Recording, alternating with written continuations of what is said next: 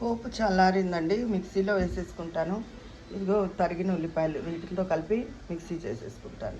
ఉందండి, ఇంకొక నిమిషం మగ్గనిచ్చి కొంచెం చింతపండు గుజ్జు వేసుకోవాలి. ఇదిగోనండి, ఉప్పు మొదటే వేసాను, ఇప్పుడు కొంచెం చింతపండు గుజ్జు వేసాను.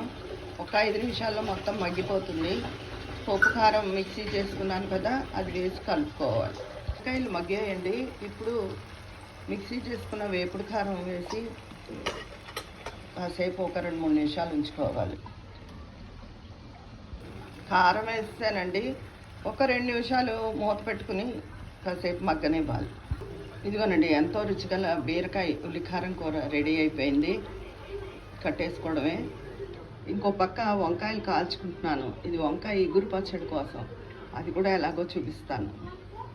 ఇదిగోనండి, ఇందాక కాల్చిన వంకాయలు పురుగు లేకుండా చూసుకుని, వంకాయలు కాలేక 2 చుక్కలు నీళ్లు చిలకరించి ప్లేట్లో పెడితే మనకి పై తొక్క ఈజీగా వచ్చేస్తుంది. ఒక్క 2 స్పూన్లు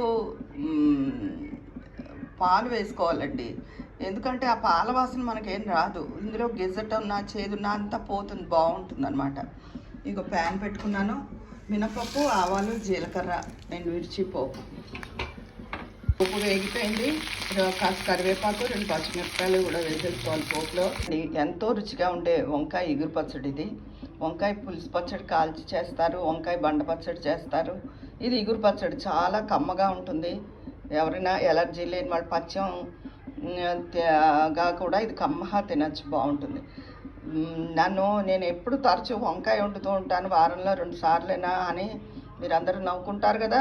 కానీ మంతెన రాజు గారు ఏం చెప్తున్నారో తెలుసా? వారానికి 2-3 సార్లైనా వంకాయ తినాలి, క్యాన్సర్ కణాలు శరీరంలో పుట్టవు అని చెప్తున్నారు.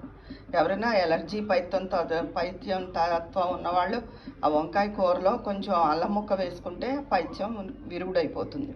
ఇదండి బీరకాయ ఉల్లికారం పెట్టి కూర, వంకాయ ఇగురు పచ్చడి. ఉంటాను.